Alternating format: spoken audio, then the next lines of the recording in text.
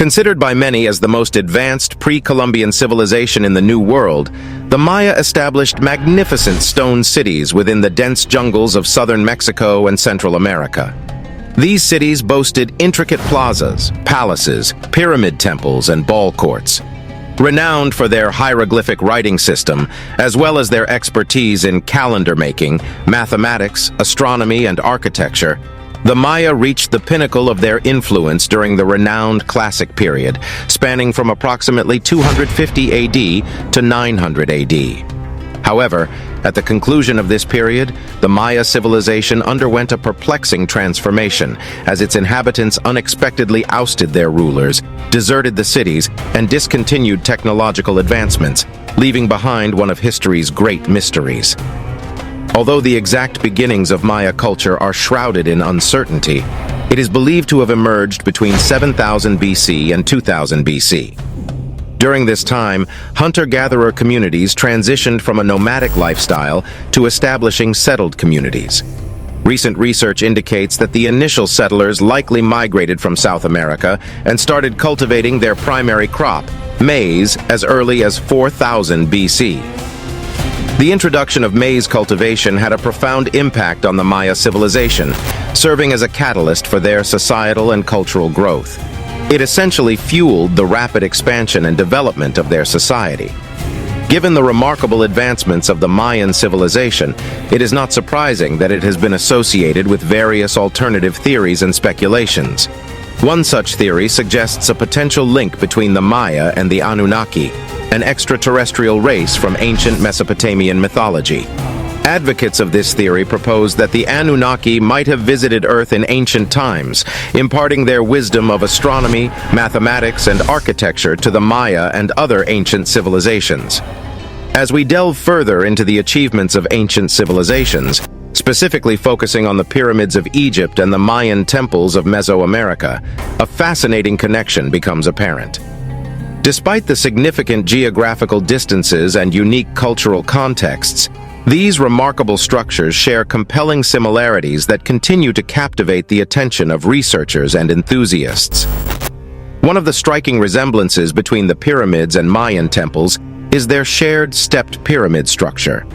Both the Egyptian pyramids, exemplified by the Great Pyramid of Giza, and the Mayan temples, like the Temple of Kukulkan at Chichen Itza, boast a tiered design comprising multiple platforms leading to a pinnacle.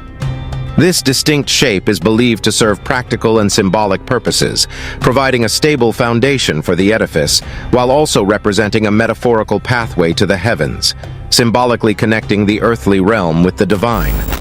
Another parallel between the pyramids and Mayan temples is their alignment with celestial phenomena.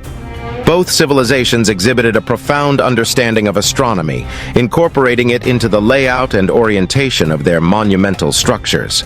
For instance, the pyramids of Giza align with the stars of Orion's belt, while the Temple of Kukulkan at Chichen Itza is specifically designed to create a shadow serpent during the equinoxes. These alignments underscore the significance of celestial events in the religious and cultural beliefs of both the ancient Egyptians and the Maya. Moreover, the construction techniques employed by the Egyptians and the Maya demonstrate certain resemblances. Although each civilization utilized distinctive methods and materials, both relied on locally available resources like limestone to fashion their colossal structures. Additionally, both civilizations devised ingenious approaches to transport and position massive stone blocks, enabling them to erect some of the most iconic architectural marvels of antiquity. The collapse of the Maya civilization remains one of the most intriguing puzzles in the study of ancient cultures. The once great Mayan cities were gradually abandoned, and the civilization that had flourished for centuries began to decline. Scholars have proposed various theories to explain this collapse, with factors such as overpopulation, warfare, disease, and environmental degradation potentially playing a role. One of the most widely accepted theories attributes the collapse of the Maya civilization to a combination of environmental and societal factors. Prolonged periods of drought and climate change would have put immense pressure on the Maya's agricultural system, leading to food shortages and social unrest. As the population increased, the demand for intensive agriculture would have necessitated extensive deforestation and soil erosion.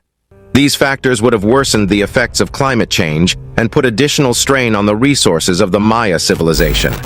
Alongside these environmental challenges, internal conflicts and warfare plagued the civilization. The competing city-states often engaged in disputes over resources, territory, and political power. As environmental conditions deteriorated, these conflicts likely escalated, further destabilizing the region and contributing to the decline of the Maya. Another factor that may have contributed to the collapse of the Maya civilization is the spread of diseases.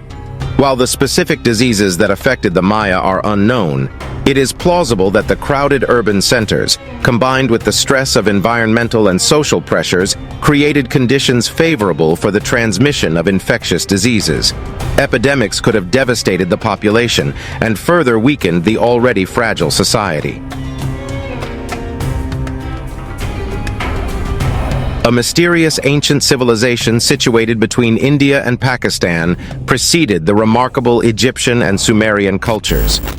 This civilization, referred to as the Harappan or Indus Valley Civilization, is estimated to be approximately 9,000 years old. This ancient society accomplished numerous milestones that put it ahead of its time, such as creating intricate water supply systems, constructing two-story houses, and designing complex pools. It did all of this long before any other nation had developed the technology to do so. Remarkably, in the entire duration of its existence, the Indus Valley Civilization never went to war. However, around 1300 BC, the civilization vanished abruptly.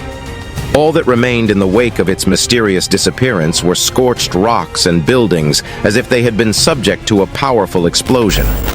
The area where the civilization had flourished appeared to be contaminated with radiation, and the streets were littered with the remnants of the society's inhabitants, as if they had been taken by surprise by an unanticipated catastrophe. The Indus Valley Civilization spanned the entire Indus River Valley, covering an area of approximately 1 million square kilometers. At its height, the civilization boasted a population of nearly 5 million people, surpassing the combined populations of its contemporaries: Mesopotamia, ancient Egypt, and ancient China. Their houses featured plumbing and separate sewage systems, ensuring efficient water circulation throughout the city. First theory is that the cities were invaded and its inhabitants massacred by outsiders.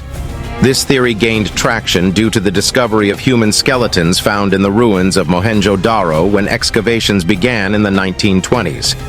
These remains were found in strange positions, leading some experts to believe that they were victims of an unconventional burial ritual or were attempting to flee from something or someone.